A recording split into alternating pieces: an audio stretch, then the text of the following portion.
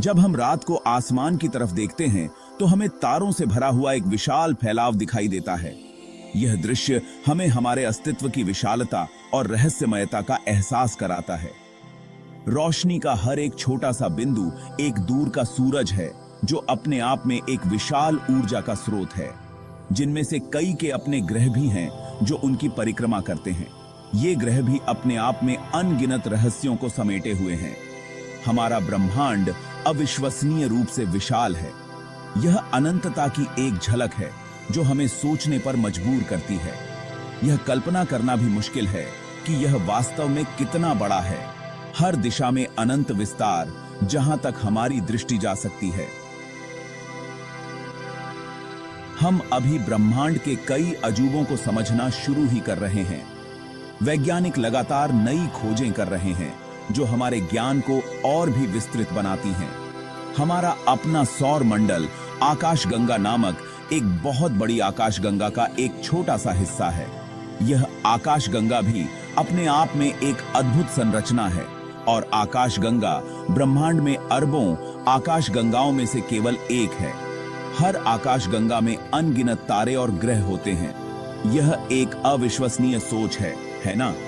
यह हमें हमारे अस्तित्व की गहराई और ब्रह्मांड की अनंतता का एहसास कराता है। लाल ग्रह मंगल, जिसे अक्सर रेड प्लैनेट कहा जाता है, अंतरिक्ष में हमारे सबसे करीबी पड़ोसियों में से एक है। यह ग्रह अपने विशिष्ट लाल रंग के कारण पहचाना जाता है, जो इसकी सतह पर आयरन ऑक्साइड की उपस्थिति के कारण है। औसतन मंगल पृथ्वी से लगभग 140 मिलियन मील दूर है। यह दूरी इतनी विशाल है कि इसे समझना मुश्किल हो सकता है, लेकिन यह दूरी हमेशा बदलती रहती है। यह परिवर्तन पृथ्वी और मंगल की कक्षाओं के कारण होता है। ऐसा इसलिए है क्योंकि पृथ्वी और मंगल दोनों ही सूर्य की परिक्रमा थोड़े अंडाकार आकार के रास्तों में करते हैं, न कि पूर्ण वृत्तों में। इन अंडाकार कक्षाओं के कारण दोनों ग्रहों के बीच की दूरी लगातार बदलती रहती है। कभी-कभी पृथ्वी और मंगल सूर्य के एक ही तरफ होते हैं, जिससे वे एक दूसरे के करीब आ जाते हैं। इस स्थिति में मंगल पृथ्वी से सबसे नजदीक होता है। दूसरी बार वे सूर्य के विपरीत दिशा में होते हैं, जिससे उनके बीच की दूरी बहुत अधिक हो जाती है। इस स्थिति में मंगल पृथ्वी से सबसे दूर होता है। ग्रहों का यह नृत्य हमारे सौर मंडल की गतिशील प्रकृति की निरंतर याद दिलाता है। यह गतिशीलता हमें यह समझने में मदद करती है कि हमारे ब्रह्मांड में सब कुछ निरंतर गति में है। हमारा सौर मंडल 8 ग्रहों के साथ एक व्यस्त जगह है जो सूर्य की परिक्रमा करते हैं।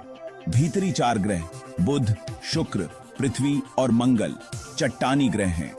बाहरी 4 ग्रह बृहस्पति, शनि, अरुण और वरुण गैस दानव हैं, जो चट्टानी ग्रहों से बहुत बड़े हैं। 8 ग्रहों के पार हमें बौने ग्रह मिलते हैं। ये छोटी गोल वस्तुएं हैं जो सूर्य की परिक्रमा भी करती हैं। आधिकारिक तौर पर मान्यता प्राप्त 5 बौने ग्रह प्लूटो, सेरेस, एरिस, माकेमेक और हौमिया हैं। हमारा सूर्य और सौर मंडल आकाशगंगा नामक एक विशाल सर्पिल आकाशगंगा से संबंधित है। आकाशगंगा में सैकड़ों बिलियनों तारे होने का अनुमान है, जिनमें से कई की अपनी ग्रह प्रणालियां होने की संभावना है। यह संभावित ग्रहों की एक अविश्वसनीय संख्या है। हमारा सौर मंडल आकाशगंगा की डिस्क के केंद्र से लगभग आधे रास्ते पर स्थित है। हमारे सूर्य को गांगेय केंद्र के चारों ओर एक परिक्रमा पूरी करने में लगभग 230 मिलियन वर्ष लगते हैं। यह बहुत लंबा यूनिवर्सीय वर्ष है। तो हमारे ब्रह्मांड की शुरुआत कैसे हुई? सबसे व्यापक रूप से स्वीकृत व्याख्या बिग बैंग सिद्धांत है। इस सिद्धांत के अनुसार हमारे ब्रह्मांड की शुरुआत लगभग 13.8 अरब साल पहले एक अत्यंत गर्म घने अवस्था से हुई थी। तब से ब्रह्मांड का विस्तार और ठंडा होना जारी है। जैसे जैसे इसका विस्तार हुआ, इसने गैलेक्सियों, तारों, ग्रहों और अंततः पृथ्वी पर जीवन का निर्माण किया।